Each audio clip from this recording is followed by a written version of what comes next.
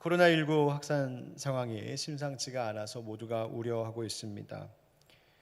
더 심해지기 전에 선제적으로 사회적 거리두기를 2.5단계로 격상해야 된다는 소리가 있습니다. 아마 그렇게 되면 현장 예배가 또 완전히 문 닫게 되고 예배를 영상 예배를 진행하는 최소한의 봉사자들 20명 미만의 사람들만 예배당에 들어오실 수 있는, 그래서 또 언제 여러분들 얼굴 다시 볼 수 있을까 조금 마음이 걱정되기도 합니다.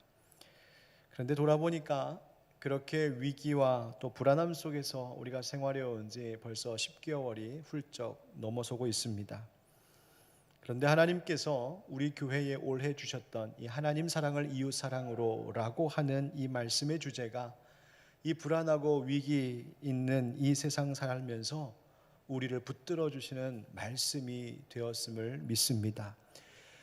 흔들리는 이 세상 속에서 하나님께만 초점을 맞추고 하나님만 사랑하기 참 쉽지 않을 것 같은데, 하나님께서 이 말씀을 통하여, 성령님이 이 말씀을 통하여 우리로 하나님 사랑하는 것에 주목하며 살아갈 수 있도록 우리를 붙잡아 메어 주셨음을 믿습니다. 또 코로나 때문에 참 아픔이 많은 이 시대에 우리도 모두가 각자, 나도 연약하고 부족하지만 서로 사랑하고 돌보고 위로하는 사명이 우리 그리스도인들에게 교회에 있다는 사실을 깨닫게 해 주셨습니다. 여러분들 남은 2020년의 이 한 달을 정말 하나님 사랑, 이웃 사랑 입술로만 아니라 우리 마음과 정성을 다하여 끝까지 사명 완수하는 우리 모두가 되기를 예수님의 이름으로 축원드립니다. 오늘은 2020년도 우리 교회의 마지막 회기의 마지막 날이자 동시에 예수님 오심을 기다리는 대림절 첫 주일입니다. 교회는 성탄절 전 4주 동안을 대림절기라 하여 구주 우리 주 예수님 오심을 대망하는 기다림의 절기, 소망의 절기로 보내고 있습니다. 기독교에는 이 대림절, 즉 대강절, 또 성탄절이 되면서 상징적으로 사용하는 몇 가지 것들이 있는데 그 가운데 이것을 한번 좀 생각해 보면 좋을 것 같습니다. 여러분 이런 장식 보신 적 있으시죠? 대림환, 크리스마스 레스라고 하는 그 대림환이라고 하는 것인데, 크리스마스 트리를 만들 때 쓰는 나뭇가지와 같은 것을 엮어서 둥근 화환으로 만들고 거기에 대림, 기다림을 상징하는 보라색 초 4개를 세워서 그렇게 테이블에 두어 장식을 하거나, 아니면 이 대림환을 문이나 벽에다가 걸어서 예쁘게 꾸며 놓는 이 장식, 이것을 성탄절 대림환이라고 말합니다. 즉 화환할 때 그 환입니다. 그런데 여기에 의미가 있습니다. 여러분 보통 화환을 어느 때에 사람의 목에 걸어주지요? 올림픽 가서 금메달 따고 딱 귀국하면 공항에서 박수 치면서 축하와 환호성과 함께 화환을 이렇게 걸어주지 않습니까? 옛날에는 금메달 따고 오면 광화문 한복판에서 퍼레이드도 하고 그랬었는데요. 아무튼 이제 그런 것이 바로 이 화환입니다. 무슨 말이에요? 잘했다는 겁니다. 임무 수행 잘했다는 겁니다. 계획하고 준비하고 도전한 그 일을 네가 성공리에 마쳤으니 우리가 축하한다 하는 의미로 이 목에다 걸어주는 것이 화환이죠. 그러면 왜 대림절에 화환을 우리는 걸어 장식할까요? 하나님 아버지께서도 계획하신 일이 있었습니다. 무엇입니까? 죄 때문에 타락하고 상처받고 병들고 죽었던 우리 영혼들을 치유하시고 구원하시는 일을 계획하셨습니다. 그리고 그 일을 성공리에 완수하셨습니다. 누구를 통하여? 보내신 독생자 예수 그리스도를 통하여 하나님께서 우리를 구원하시는 그 일을 성공적으로 해내셨습니다. 그래서 그 하나님 앞에 하나님 너무너무 잘하셨습니다. 예수님 너무너무 잘하셨습니다. 축하하고 기뻐하며 그 기쁨의 화환, 승리의 화환을 걸어주는 것, 바로 그것이 대림환이 가지고 있는 의미입니다. 동시에 이 대림환의 모양에서도 기독교적 의미를 찾습니다. 대림환, 둥근 링 모양이지요. 그 끝이 없는, 계속 연결되어 있는 바로 그 모습입니다. 우리들 안에는 깨지고 부서진 것들이 참 많습니다. 세상 일에 깨지고 서로 상처를 주기도 하고 마음과 삶에 부서져 버린 것들이 많습니다. 또 욕심 때문에 내 마음이 여기저기로 갈갈이 찢겨진 모습들도 있습니다. 더군다나 지금 코로나19로 마음이 힘들고 현실적인 삶의 자리가 흔들리기도 하고, 또 우리 서로 이렇게 사회적 거리두기를 하면서 떨어져 생활해야 하는 이러한 때입니다. 모든 것이 다 단절된 것, 끊어진 것처럼 보입니다. 깨지고 흩어진 파편 조각들 위에서 살아가고 있습니다. 그런데 우리 구주 예수님께서 이 땅 가운데 오신 이유가 무엇인지 아십니까? 그 깨지고 단절되고 부서진 그 파편 조각 같은 우리들을 다시 하나의 링과 같이 하나로 묶어주시는 분이 바로 예수님이십니다. 우리의 상처를 치유하시고 깨진 것은 다시 붙이고 흩어진 것은 다시 모아서 분열하고 갈등하고 갈라진 것들을 다시 이어주시는 것, 그래서 잘 연결되어 이제는 더 이상 단절되는 것이 없는 것처럼 그렇게 링처럼 화환으로 묶어주시는 것, 그게 바로 우리 주님이 이 땅에 오셔서 하시는 일입니다. 지금 우리 하늘빛 광성교회 사랑하는 형제 자매들이 현장에서 예배드리고 지금 영상을 통한 가정에서 예배드리고 지금 곳곳에 뿔뿔이 우리가 흩어져서 그렇게 거리두기하고 마치 끊어져 있는 것 같지만 여러분, 아닙니다. 마치 하나의 링과 같이 우리 예수님께서 이 땅에 오셔서 주의 영을 우리 가운데 부어주셨기 때문에 그 성령님의 묶어주심으로 인하여 여전히 우리는 예수 안에서 하나인 줄 믿습니다. 여러분, 외로워하지 마세요. 여러분, 외로워하지 마십시오. 여러분, 혼자라고 생각하지 마십시오. 제가 요즘에 예배드리면서 오늘도 느꼈는데요, 정말 감사한 게 뭐냐면, 이렇게 코로나처럼 어려운 때에 내가 예수 안 믿었다면, 함께 예수 믿으면서 신앙으로 함께 이겨나갈 형제자매 동역자들이 없었다면 이 때를 어떻게 견디며 살았을까 싶습니다. 그러고 생각해 보니 우리 자주는 못 보고 가까이서는 못 봐도 함께 이렇게 신앙생활할 수 있다는 것, 함께 예배할 수 있는 우리 하늘빛 광성교회 공동체가 있다는 것 자체만으로도 이미 우리는 감사할 것이 충분한 것 같습니다. 여러분들, 주님께서 우리를 하나 되게 하십니다. 이 대림환이 바로 그런 의미를 상기시켜 주는 것입니다. 서로 다른 우리들, 만약 우리의 가정 가운데 불화와 반목이 있었다면 그렇게 대립하고 있던 우리 가족, 우리 식구들을 이 대림절기 동안 다시 서로 마주보게 하고 같이 함께 한 방향을 볼 수 있도록 하시는 것, 그것이 대림의 의미입니다. 이 땅에 사회적으로는 부당한 차별과 불공평을 치유하시는 것, 좌와 우 이념적으로 갈라져 서로 싸우고 있는 사회와 이 국민들을 다시 그 마음을 하나의 링과 같이 하나로 연결지어 이어주길 원하는 바로 예수님의 마음이 담겨진 때가 바로 이 대림의 절기입니다. 모든 대립을 다시 하나로 연결시켜 주시는 그 사랑과 구원의 의미 때문에 기독교는 오래전부터 이 대림환으로 이날을 기뻐하고 기념하며 온 것입니다. 주님, 우리 예수님께서 우리를 치유하십니다. 비록 지금의 형편이 사방이 꽉 막힌 것처럼 아무리 힘들고 어려워도 여러분, 예수님만 소망인 줄 믿습니다. 그래서 여러분, 현수막에도 이렇게 제가 걸어놨거든요. 우리 한번 같이 읽어보시겠습니까? 시작. 그래도 예수님만 소망입니다. 아멘. 믿으십니까? 그래도 우리의 인생이 너무너무 힘들고 어려워도, 내가 인생의 가장 깊은 계곡을 지금 지나고 있을지라도, 이 사회가 너무나 어둡고 그늘져 있어도, 코로나 때문에 신음하고 아파하고 탄식하는 소리가 이곳저곳에서 터져나와도 그래도 예수님만이 우리의 소망인 줄 믿습니다. 여러분, 주님은 우리를 그토록 치유하고 회복시키시길 원하십니다. 그 말은 주님께서 우리를 강건하게 하길 기뻐하신다는 거예요. 몸도 강건하게, 마음도 영혼도 강건케 되기를 원하십니다. 그런데 세월이 흘러가고 나이가 들어가면 우리의 겉사람, 이 몸은 갈수록 쇠하여져 갈 수밖에 없지요. 하지만 주님께서 그럴지라도 우리의 영, 우리의 속사람은 날로 새로워지고 강건하게 되기를 원하시는 것, 그것이 바로 주님께서 이 땅에 오신 이유입니다. 주님의 영이, 예수님의 영이 이 대림절을 시작한 이 때에 우리에게도 이 일을 계속 하고 계신 겁니다. 여러분, 영적으로 건강하다, 영적으로 강건하다, 이게 무슨 말일까요? 그 말은 다른 말로 하면 영적으로 깨어있다라고 하는 말로 설명할 수도 있습니다. 영적으로 깨어있다. 예수 그리스도께서 이 땅에 오셔서 십자가에서 죽으시고 부활하심으로 그 예수님을 믿는 자들마다 우리를 죽은 영혼 가운데에서 살려주셨습니다.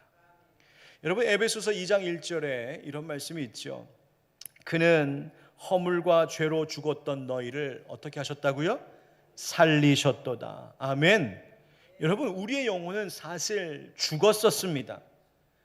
죽은 것 같았던 게 아니라 죽었었습니다. 우리의 영은, 이게 진실입니다. 예수님 알기 전에, 예수님 영접하기 전에 우리의 영은 죽은 것이었습니다. 몸은 멀쩡히 살아있어서 걸어다니는 것 같고 정신활동은 살아있어서 뭔가 생활이 되는 것 같았지만, 사실 예수님 알기 전에 우리의 영은 그 기능을 완전히 상실한 죽은 영이었습니다. 영의 기능이라는 것이 뭘까요? 하나님 보는 것입니다. 하나님 아는 것입니다. 하나님과 소통하는 것, 하나님과 교제하는 것입니다. 하나님을 모시고 하나님 뜻대로 살게 하는 것입니다. 그것이 영이 하는 일이에요. 그런데 우리의 이 올바른 영적 질서라는 것이 바로 그런 것이죠. 영이 살아있어서 내 영이 성령님을 따르고, 성령님을 따른다는 것은 곧 내 영이 성령으로 충만한다는 것인데, 이 성령으로 충만한 내 영이 나의 혼과 나의 육과 나의 삶을 이끌어가는 것, 이것이 바로 바른 영적 질서입니다. 그런데 죄로 인하여서 이것이 깨진 것이죠. 왜요? 영이 죽어버렸습니다. 영이 기능을 제대로 발휘하지 못하니까 이 순서가 거꾸로 뒤엎어진 것입니다. 육이 원하는 대로 정신이 따라가고, 육이 원하는 대로 영이 끌려가고, 육이 원하는 대로 삶이 그냥 그렇게 굴러가는 겁니다.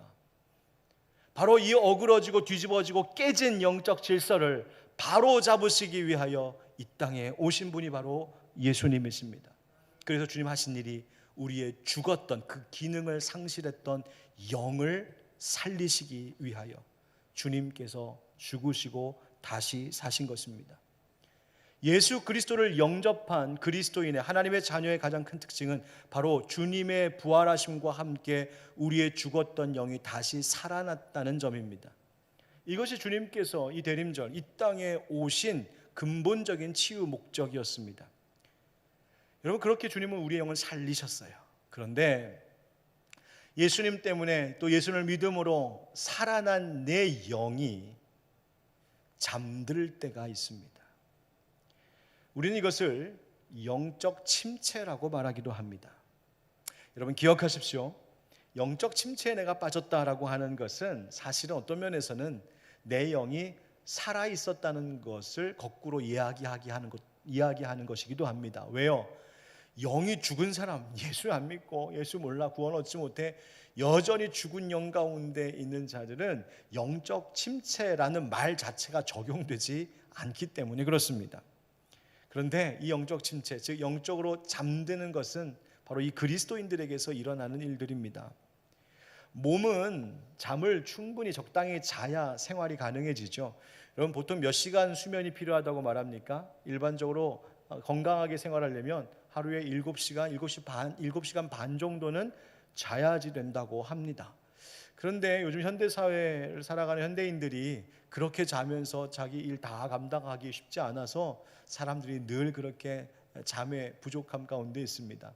또 바빠서 그렇기도 하지만 온갖 스트레스 때문에, 불안함 때문에 수면 장애가 있으신 분들도 많은 걸로 알고 있습니다. 우리 치료하시기 위하여 오신 우리 주님, 이 맞이하는 대림절기 가운데 주님께서 그런 분들의 마음을 평안케 하시고 잠도 잘 잘 수 있는 치료와 회복의 은혜 주시기를 간절히 축원드립니다.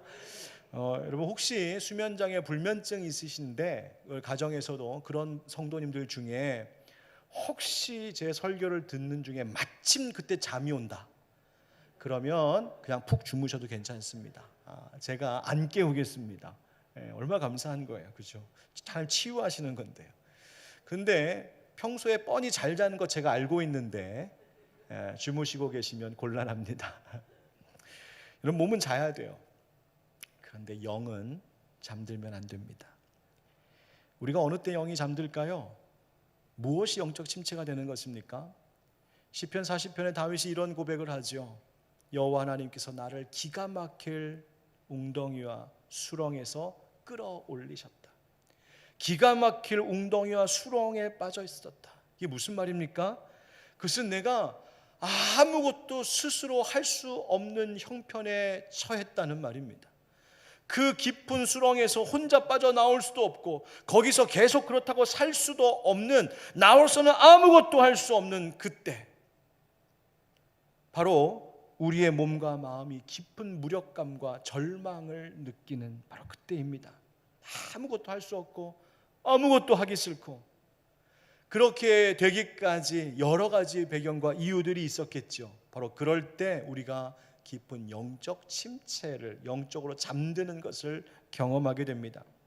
그러다가 문득 내 신앙, 내 믿음 생활 자체에 회의가 밀려오기도 합니다. 뜨겁던 믿음, 그 주님 사랑했던 마음은 온데간데 다 없어지고 오히려 내 마음속에 의심, 불안함, 두려움, 분노, 이런 것들만 차오르는 겁니다. 그리고 속으로 이야기하는 거죠. 예수 믿어서 뭐해? 달라지는 것 하나도 없는데. 그러다가 예수님 아닌, 믿음 생활 아닌 다른 것에 조금씩 기웃거리기 시작하죠. 다른 것이 더 좋아 보이는 겁니다. 다른 길이 더 편안해 보이는 겁니다. 그냥 예수 모르는 저 사람들 살아가는 모습대로 살아도 별 문제 없을 것 같습니다. 그렇게 죄의 길에 한 걸음 두 걸음 발을 들여놓기 시작하는 거죠. 그러다 보면 어떻게 됩니까? 이 죄에 대하여서 무감각해지는 겁니다.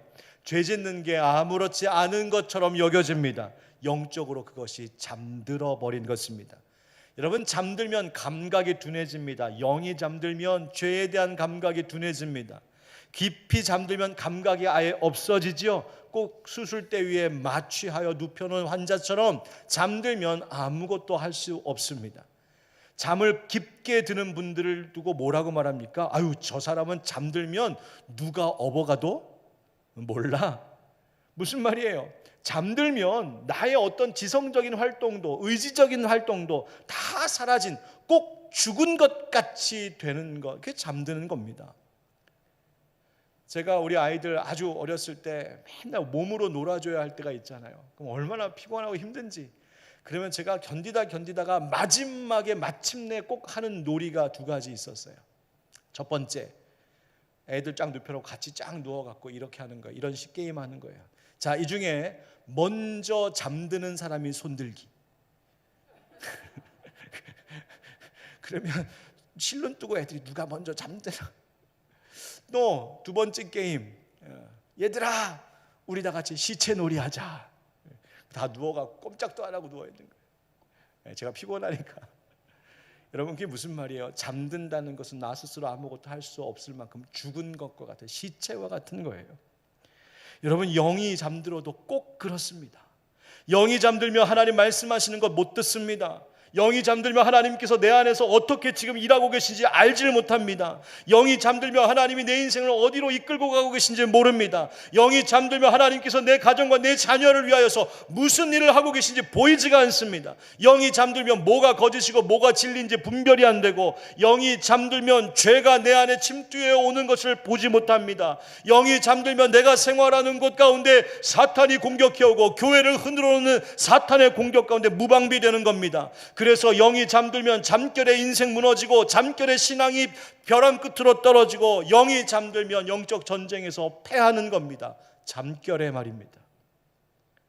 요한계시록에서 예수님께서 7교회를 향하여서 편지를 보내시는데, 계시록 3장에 보면 그 가운데 4대 교회가 나옵니다. 4대라고 하는 도시는 아주 당시에 부강한 도시 중에 하나였는데, 이 도시가 역사적으로 크게 충격을 받았던 사건 하나가 있습니다. 그로이소스라고 하는 왕이 있었죠. 그 왕이 페르시아 곧 바사 제국의 왕 고레스와 전투를 벌이게 되는 일이 있었는데, 이 고레스 왕에게 쫓겨가다가 그로이소스 왕이 자기 성체가 있는 바로 이 4대 성읍까지 피신하게 됩니다. 4대 성읍 위에 딱 들어가 올라가니까 그 주변을 완전히 고레스 왕이 포위해 버렸습니다. 그런데 이 4대라고 하는 곳은 난공불락의 요새였습니다. 왜냐하면 삼면이 깎아지는 절벽이었고, 그 성읍으로 들어가려면 딱 한 길밖에 없었기 때문입니다. 그러니까 4대 도시의 군사들은 그냥 그 딱 한 길, 거기만 성문 세워놓고 거기만 철저하게 경계하고 있으면 절대로 적이 쳐들어올 수가 없었습니다. 그 깎아지는 그 높은 절벽을 기어 올라올 수가 없는 곳이기 때문이에요. 그래서 아예 거기에는 보초병들도 세우지 않았습니다. 그것을 보게 된 이 고레스 왕이 안 되겠다 싶어서 페르시아 군사에게 이렇게 명하지요.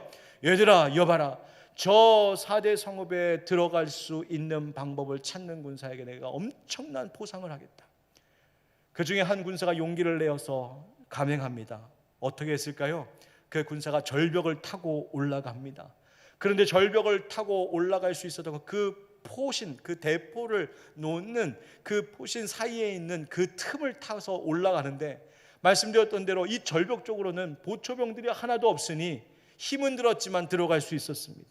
올라가서 잠입해서 성문을 안에서 활짝 열어제끼니 대기하고 있었던 고레스 왕의 군대가 쳐들어가 한순간에 4대를 함락시켜 버리지요.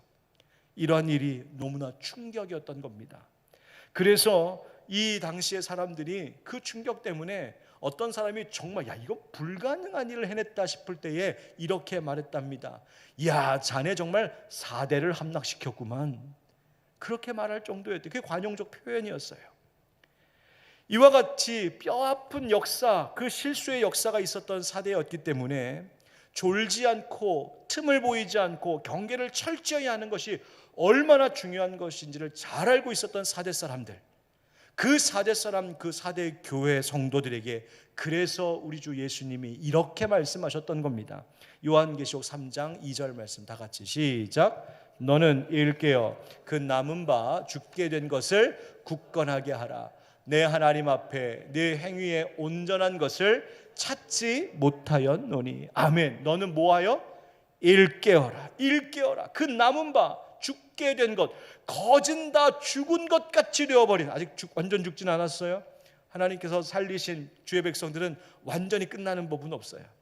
그런데 거진 죽게 된 것과 별다른 바 없는 그것, 그 남아있는 것 다시 굳건하게 하여 깨어라, 일어나라, 각성하라, 살펴봐라 뜻하는 것입니다. 영적으로 죽어가던 그 4대 교회를 향하여 주 예수님께서 졸지 말라고, 깨어나라고, 각성하라고 명령하고 계십니다. 사랑하는 성도 여러분, 우리는 어떻습니까? 지금 여러분의 영은 정신 번쩍 들어 눈을 부릅뜨고 계십니까? 아니면 지금 나의 영혼이 나도 모르게 어느새 꾸벅꾸벅 졸며 또 잠들어 있지는 않으십니까? 오늘 본문 가운데서 예수님께서 이 무화과 나무의 비유 이야기를 통하여 주님 다시 오심을 기다리는 하나님의 자녀들이 항상 깨어 있을 것에 대하여서 말씀하셨습니다. 성경에 보면 오늘 본문에 깨어 있으라 하시는 말씀이 4번이나 나옵니다. 깨어 있으라. 바로 이 깨어 있는 영혼이 바로 이 대림절 첫 번째 주일에 우리가 함께 묵상할 주제입니다. 그렇다면 이 깨어 있음, 바로 이 영적 각성, 이것이 뭘 말하는 것일까요? 한번 따라해 보시겠습니까? 깨어 있음은 일상의 영적 의미를 분별하는 지혜입니다.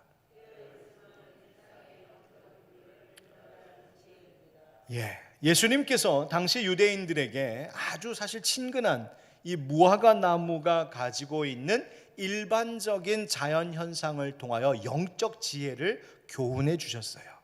말씀이 이렇습니다. 28절에 무화과 나무의 비유를 배우라. 그 가지가 연하여지고 잎사귀를 내면 여름이 가까운 줄 아나니 이와 같이 너희가 이런 일이 일어나는 것을 보거든 인자가 가까이 곧 문 앞에 이른 줄 알라. 아멘. 배우라, 봐라, 알아라 말씀하십니다. 여러분, 무화과 나무는요 다른 나무들보다 조금 다른 특징이 있답니다. 그게 뭐냐면 다른 나무가 가지에서 잎을 내는 때보다 조금 더 늦게 잎사귀를 내는 특징입니다. 그래서 무화과 나무가 가지에서 잎사귀를 내는 때가 언제이냐면 막 봄이 되었을 때가 아니라 늦은 봄에서 초여름으로 넘어가는 그때에 무화과 나무 가지에 잎사귀가 나는 거예요. 그러니 사람들이 무화과 나무 가지에서 잎사귀가 나는 것을 딱 보면 아, 이제 올 봄은 다 지나갔네, 이제 곧 여름이 오는구나, 금세 알 수 있었다는 말입니다. 유대인들에게 있어서 무화과 나무가 그때 잎사귀를 내는 것, 그리고 잎사귀가 나면은 곧 여름이 온다는 것, 그것은 이상한 일도 특별한 일도 낯선 일도 아니었습니다. 너무 자연스러운 일상의 일이었습니다. 그런데 예수님께서 그 일상의 일을 들어서 제자들에게 말씀해 주시는 겁니다. 이 일상의 일을 통하여서 영적 의미를 분별할 수 있어야 된다. 여러분, 영적으로 깨어있다라고 하는 것은 내가 아주 특별하거나 이상하거나 신비한 것을 보고 경험하는 것만 말하지 않습니다. 물론 때로는 하나님께서 필요하시면 그렇게 역사하기도 하시지만, 사실 깨어있다라고 하는 것, 내 영이 깨어있다라고 하는 것은 마치 유대인들이 너무나 익숙한 그 무화과 나무를 자연 가운데서 보는 것처럼, 그리고 거기서 다가올 이 계절을 판단할 수 있었던 것처럼, 내다볼 수 있었던 것처럼 깨어있는 성도라고 하는 것, 내 영이 깨어있다고 하는 것은 내 생활 속에서 일어나는 작고 아주 소소한 여러 가지 일상의 일들을 통하여 하나님께서 우리에게 당신의 사인을 보내주시는 것, 그것을 표적이라고 말하죠. 우리의 일상의 여러 가지 일들을 통하여 하나님의 영적 표적을 보여주시는 것을 알아채는 것, 바로 그것이 영적 지혜에 깨어있음입니다. 그게 지혜입니다. 분별하는 것. 여러분, 한국 사람들에게는 외국인들에게 없는 초능력이 하나 있답니다. 뭔지 아세요? 눈치입니다. 눈치. 그래서 한국 사람은 해외에 나가서 영어, 중국어, 외국어 한마디 못해도 우리 눈치로 다 할 수 있습니다. 어디 가서 눈치 없이 굴면 아유 민폐이고요, 어디 가서 눈치 있게 재빠르게 움직이면 아유 참 잘한다 칭찬도 듣습니다. 그런데 사회생활하면서도 눈치가 물론 필요하고 있으면 좋겠지만, 사실 그보다 더 중요한 것은 우리에게 영적인 눈치가 빨라야 된다는 겁니다. 지금 내 주변에서 일어나는 일들, 지금 내 자녀들에게서 일어나는 일들, 내 가정에서, 내 교회에서, 우리의 사회에서, 우리가 생활하는 주변 가운데서 일어나고 있는 일들을 통하여서 주님이 지금 뭘 하려고 하시는가, 나에게 뭐라고 말씀하시는가, 내가 어떻게 판단하고 어떻게 결정하고 행동하기를 원하시는가, 그 일상의 일들을 통하여 우리 주님께서 권고하고 계신 것을 영적인 눈으로 눈치 빠르게 캐치하는 것, 그것을 알고 움직일 줄 아는 것, 바로 그 분별의 지혜가 깨어 있음이에요. 졸고 있으면, 잠들어 있으면 그거 못합니다. 여러분, 눈치는 어떻게 하면 늘까요? 그 상대와 늘 함께하고 가까워지면 눈치 빨라집니다. 오래 함께 산 부부가 살다 보니까 이제 말 안 해도 척 보면 아는 거죠. 제잘제잘 떠들면서 데이트하는 젊은 연인들보다 아무 말 안 하지만 손만 꾹 잡고 묵묵히 일산공원 산책하며 걷는 노부부의 뒷모습이 더 멋진 이유가 바로 거기에 있는 겁니다. 말 안 해도 아는 거예요. 눈치껏 아는 거예요. 우리 주님과도 그랬으면 좋겠습니다. 그러려면 우리 주님과 자주 만나셔야 됩니다. 주님과 자주 대화하셔야 됩니다. 코로나 때문에 여러 가지가 어렵고 힘들다고 해도 여전히 그러나 말씀 생활, 기도 생활, 예배 생활, 묵상 생활, 우리가 소홀히 게을리할 수 없는 이유가 바로 여기에 있습니다. 만약 코로나가 사회적 거리두기가 2.5단계로 격상돼서 우리 다시 현장에 이렇게 모일 수 없어서 다음 주일에는 우리 다 영상을 통하여서 만나야만 하는 그 일이 혹시 있더라도, 여러분의 가정에서, 여러분이 있는 그 자리에서 주님과는 그 거리를 가까이 하셔야 합니다. 주님 앞에 깨어 계셔야 합니다. 여러분, 깨어 있음은 우리의 일상 속에서 주시는 주님의 권고를 눈치 빠르게 아는 것입니다. 그러려면 주님께 늘 관심 갖고 있어야 됩니다. 그러려면 내 생활 속에서 주님이 어떻게 역사하시는지 늘 관심 갖고 있어야 합니다. 그렇게 내 일상의 평범한 일들을 아주 유심히 영적인 관점으로 살피면 우리의 매일 가운데 일어나는 여러 가지 일들이 사실은 성령님께서 우리를 영원한 기쁨으로 인도해 주시는 영적 의미가 있는 사건들이 되는 것입니다. 여러분, 그 아름다운 복을 누리실 수 있기를 주의 이름으로 축원드립니다. 두 번째로 깨어있다는 것은요, 이런 겁니다. 다 같이 시작. 깨어있음은 모든 일에 성실한 태도입니다. 아멘. 데살로니가 교회는 사도 바울에게 큰 기쁨과 감사를 주었던 교회입니다. 그런데 데살로니가 전서 후서의 말씀을 쭉 읽어보면 데살로니가 교회 안에도 사도 바울로부터 책망들을 만한 일이 있었던 것을 알 수 있습니다. 데살로니가 후서 3장 10절과 11절 이 말씀입니다. 우리가 너희와 함께 있을 때에도 너희에게 명하기를 누구든지 일하기 싫어하거든 먹지도 말게 하라 하였더니 우리가 들은즉 너희 가운데 게으르게 행하여 도무지 일하지 아니하고 일을 만들기만 하는 자들이 있다 하니. 데살로니가 교회 성도들 가운데 게으름에 빠지는 자들이 생겼습니다. 일을 안 하는 겁니다. 일을 안 하고 오히려 일을 교회 안에서 만드는 사람이 있었습니다. 여러분, 지금 예배하고 있는 우리 모든 성도님들, 일 만드는 분 되지 마시고 일을 잘 수행하는 성실한 일꾼 되시길 축복합니다. 그런데 지금 데살로니가 교회에 그런 사람들이 있었다는 거예요. 왜 그렇게 되었을까요? 왜 이들이 게으름에 빠지게 되었을까요? 이 데살로니가 교회 성도들이 편지를 받을 때쯤에는 예수님께서 부활하시고 승천하신 지가 얼마 안 된 때였습니다. 그래서 사람들 가운데 무슨 생각이 가득했냐면 예수님 진짜 금방 오실 거야. 곧 오실 거야. 곧 오실 거야. 오늘 말씀에도 이 세대 다 지나가기 전에 온다 하셨잖아요. 금방 오실 거야. 그런데 그 마음은, 그 예수님이 다 오심을 기다리는 그 마음은 참 좋은 것인데, 그 마음이 이런 잘못된 왜곡된 삶의 반응으로 나타나기 시작했습니다. 예수님 금방 오신다고? 에이, 그러면 나가서 밭에서 힘들게 일할 필요가 뭐가 있어? 예수님 금방 오신다고? 아유, 요즘 장사도 안 되는데, 코로나 때문에 장사도 안 되는데 뭐 나가서 뭘 일해? 다 접자, 그만두자, 우리 놀자, 즐기자. 여러분, 이것이 잘못된 태도였다는 거예요. 주님의 다시 오심을 정말 진실하게 기다리는 사람들은 어떤 사람들이냐면, 여전히 어렵고 힘든 상황 속에서도 지금 나에게 주어지는 일들에 집중하며 성실히 행하는 사람들입니다. 지금 나에게 주어진 일상의 일은 무시한 채 주님 언제 오시는데, 주님 오시는 날과 때만 계산기 두들기며 따지고 있는 것, 그거 올바른 태도 아니라는 겁니다. 예수님 말씀하셨죠. 천지가 없어져도 이 마지막 때는 반드시 올 것이라고. 그런데 그 날과 그때는 아무도 모른다고 하셨습니다. 32절 말씀해 보니까 그때와 시기는 아버지의 권한 안에 있기 때문에 천사들도 모르고 아들도 모른다고 하셨습니다. 사도행전 1장 7절의 말씀에는 너희가 알 바가 아니라고 말씀하셨어요. 언제 오시는지는. 다만 그 말은 더 중요한 태도가 있다는 거예요. 언제 오시든 맞이할 준비하고 있어라. 그래서 예수님 말씀하십니다. 33절에 주의하라, 깨어있으라. 그때가 언제인지 알지 못함이라. 가령 사람이 집을 떠나 타국으로 갈 때에 그 종들에게 권한을 주어 각각 사물을 맡기며 문지기에게 깨어있으라 명함과 같으니, 그러므로 깨어있으라. 집주인이 언제 올는지, 혹 저물 때일는지, 밤중일는지, 다굴 때일는지, 새벽일는지 너희가 알지 못함이라. 그가 호련히 와서 너희가 자는 것을 보지 않도록 하라. 아멘.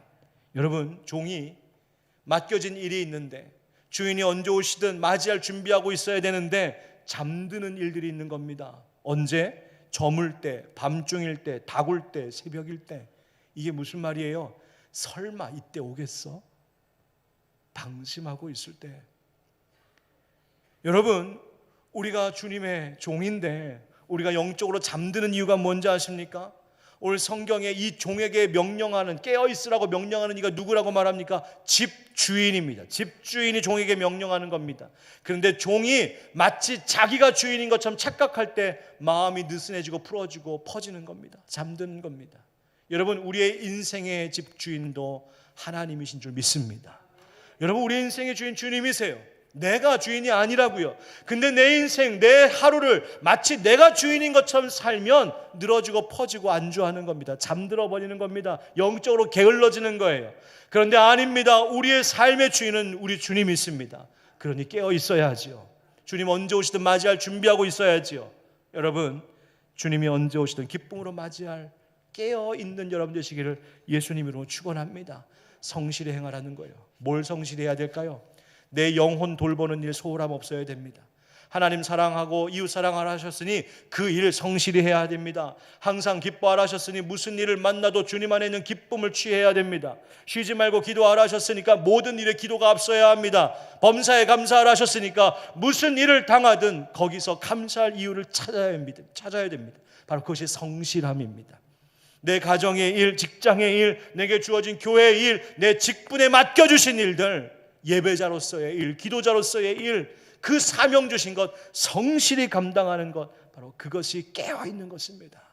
여러분, 코로나 때문에 할 수 없는 것이 너무나 많은 이때이지만, 그러나 내게 주어진 그 일 여전히 소망 잃지 말고 성실히 감당함으로 깨어있는 여러분 되시길 주의 이름으로 축원드립니다. 마지막으로 다 같이 읽겠습니다. 시작. 깨어있음은 항상 주님께 귀 기울이는 집중입니다. 여러분, 깨어있음은요 집중력입니다. 어두운 밤길을 걸어갈 때 마구잡이로 내달리지 않습니다. 가로등 하나 없는 깜깜한 길을 운전해서 갈 때 속도 내지 않습니다. 왜요? 앞에 뭐가 있을지, 길이 어디로 날지 알지 못하기 때문입니다. 그래서 어두우면 어두울수록 속도는 줄이되 더 집중하여 조심조심 걸어가고 가는 것이죠. 여러분, 지금 우리가 캄캄한 어두움의 때를 보내고 있는 것 같습니다. 이럴 땐 속도보다 중요한 것은 내 앞에 무엇이 가로막고 있는 것은 없는지, 내가 바른 길로 가고 있는지 우리가 집중하고 주의하는 것입니다. 아무것도 할 수 없을 것 같은 이때에, 정말 사람의 지혜와 지식만으로 할 수 없을 것 같을 때에 우리 하나님 말씀에 귀 기울이셔야 됩니다.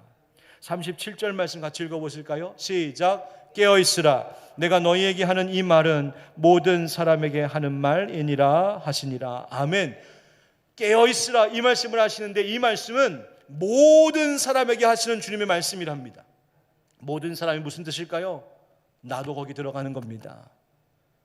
우리의 가족도 거기에 들어가는 겁니다. 내 남편, 내 아내, 내 자녀들이 거기에 들어가는 겁니다. 깨어있으라고요. 뿐만 아니라 모든 사람이라고 하는 이 말은 네가 어떤 형편, 어떤 상황 가운데 있다 할지라도, 네가 어떤 상황 가운데 있는 사람이라고 할지라도 이 말은 모든 사람들이 들어야 될 말씀이다. 뭐요? 깨어있어야 된다. 여러분, 깨어있어라 33절에도 나오는데요, 이 깨어있으라라고 하는 이 말씀이 어떤 사본들에는 이렇게 기록되어 있습니다. 깨어있어 기도하라. 깨어있어 기도하라. 예수님 하신 말씀이에요. 깨어있는다는 것은 기도하는 것입니다. 여러분, 기도와 말씀으로 주님께 집중하는 것입니다. 어두우면 어두울수록, 어떻게 해야 될지 알 수 없으면 알 수 없을 때일수록 오히려 그때 더 주님 앞에 잠잠히 집중하는 것, 그것이 깨어있는 것입니다. 지금이 그런 때 아니겠습니까? 잠언 6장 9절부터 11절 말씀, 우리가 잘 아는 말씀, 잠언의 지혜의 말씀인데요, 게으른 자여, 네가 어느 때까지 누워 있겠느냐? 네가 어느 때에 잠이 깨어 일어나겠느냐? 좀 더 자자, 좀 더 졸자, 손을 모으고 좀 더 누워 있자 하면 내 빈공이 강도같이 오며 내 궁핍이 군사같이 이르리라. 아멘. 우리 좋아하는 말씀이죠.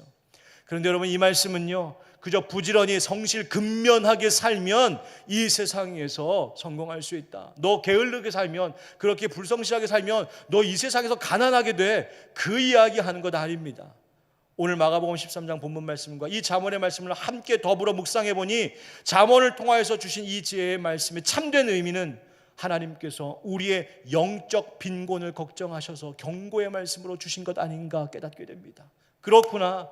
내가 세상의 어려움을 핑계로, 현실을 핑계로 그 뒤에 숨어서 좀 더 자자, 좀 더 졸자, 손을 모으고 좀 더 누워있자 하면 네 빈궁이, 네 곰핍이, 네 영적 가난함이, 너 영적 궁핍함이 강도처럼, 군사처럼 너에게 밀려올 것이다. 너 그렇게 쓰러지고 만다. 지혜자를 통해서 먼저 우리에게 경고해 주신 것입니다. 여러분, 우리 혹시 코로나 등 여러 가지 상황 때문에 내 영적으로 경주해야 될 우리들이 한 발짝 뒤로 물러가 그저 현실에 안주하고 있는 것은 아닙니까? 나도 모르게 잠들어 있진 않습니까?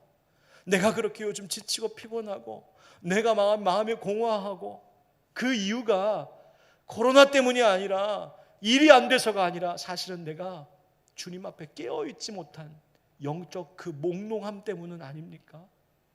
여러분, 깨어나시길 축복합니다. 성령님께서 우리의 가정을, 우리의 교회를 흔들어 깨우고 계신 줄 믿습니다. 이 대림절기가 바로 주님 다시 오실 때에 언제든 맞이할 수 있도록 준비되어 있는, 깨어있던 그 슬기로운 다섯 처녀와 같이 그렇게 깨어있음을 우리에게 요구하고 있습니다. 이 어려운 때에, 그러나 대림절 우리의 영이 다시 살아나는 그 귀한 은혜가 있기를 예수 그리스도의 이름으로 축원드립니다. 우리 함께 이 찬양 부르면서 기도하지요. 주님 다시 오실 때까지 나는 이 길을 가리라. 주님 다시 오실 때까지 나는 일어나 달려가리라. 우리 함께 찬양하고 기도하겠습니다.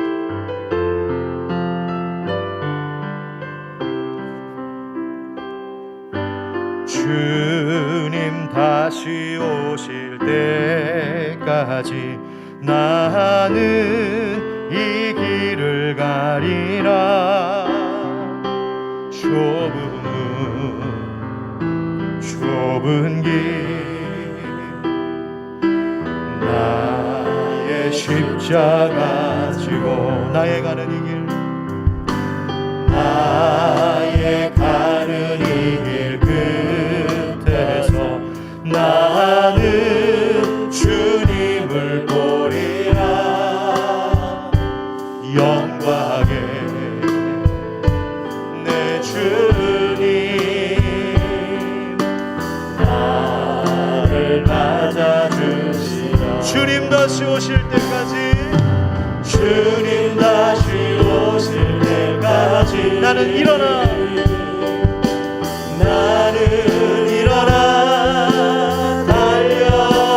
달려가리라 주의 영광 온 땅 덮을 때 나는 일어나 노래하리 내 사모하는 주님 온 세상 구주시라 내 사모하는 주님 영광의 왕이시라 우리 함께 말씀을 기억하면서 함께 기도하겠습니다. 그리고 이 나라 이 사회를 위하여서 또 이번 주 수험생들을 위하여서 우리 함께 중보의 기도 드립시다. 함께 기도하겠습니다. 아버지 하나님의 말씀을 듭니다. 이 주님의 들려주신 말씀 기억하여 깨어있게 하여 주시옵소서. 하나님 성실히 행하게 하여 주시옵소서. 주님께 집중하는 자 되게 하여 주시옵소서. 주의 말씀을 잘 알아듣는 자 되게 하여 주옵소서. 일상 가운데 있는 여러 가지 영적인 의미를 잘 분별할 수 있게 하시고 모든 길 걸음걸음 갈 때마다 흔들리지 아니하고 막히신 길 잘 갈 수 있도록 하나님 축복하여 주옵소서. 이 한 주간 깨어있으라 말씀하신 하나님의 말씀을 묵상하며 내 영혼을 흔들어 깨우는 기간이 있게 하여 주시옵소서. 수험생들 지켜주시고 이 나라 이 사회를 치료하시고 하나님 코로나 virus을 건져 주시옵소서. 하나님 교회를 붙들어 주시옵소서. 주님 사랑의 주님, 대림절 우리에게 첫 번째 주시는 이 명령의 말씀 깨어 있으라. 하나님 이 한 말씀을 가슴에 새기고 돌아갑니다. 한 주간 동안 우리의 잠들어 있던 영혼을 일깨우는 일에 힘을 쓰게 하여 주시고 주님 우리의 일상 가운데서 주님 보여주시는 영적 사인들을 잘 분별하게 하시고 모든 일에 성실함으로 살아가게 하여 주시옵소서. 어두운 밤중에 길을 걷는 것처럼 한 걸음 한 걸음이 너무나 조심스러운 이때입니다. 주님 이럴 때일수록 더욱 주님께 집중하게 하여 주시고 우리가 뒤로 물러나지 아니하도록 성령 하나님 우리를 일깨워 주시옵소서. 하나님 이번 주 수능을 보게 될 우리 수험생들 그 가정 하나님 지켜주시사 이 어려움 속에 불안해하지 않게 하여 주시고 믿음으로 담대히 나아가게 하여 주시옵시며 지혜와 명철을 더하여 주셔서 좋은 결실을 거두도록 주여 함께하여 주시옵소서. 주님 코로나가 더 심해지면서 사회적 거리두기 단계를 또 격상할지 모르겠습니다. 그렇게 되면 우리 사랑하는 성도들 다음 주일부터 또 현장에서 보기가 어려워집니다. 주님 그러나 우리는 또 떨어져서 볼 수 없게 될지 몰라도 주님은 저들과 함께 하시는 줄 믿사오니 주여 각 가정마다 우리 사랑하는 믿음의 식구들의 모든 삶 속에 우리 주 성령 하나님께서는 떠나지 마시고 함께하여 주시옵소서. 예수 그리스도의 이름으로 축복하며 기도하옵나이다. 아멘. 이제는 우리 주 예수 그리스도의 은혜와 하나님 아버지 크신 사랑과 성령의 교통하심과 역사하심이 주님 우리가 깨어 있겠습니다. 간절히 원하고 다짐하는 모든 주의 백성들 위해 가정과 일터와 교회와 이 나라 이 민족 가운데에 그리고 우리 사랑하는 수험생들 또 그 가정 위에 영원까지 함께 하시길 간절히 축원하옵나이다. 아멘.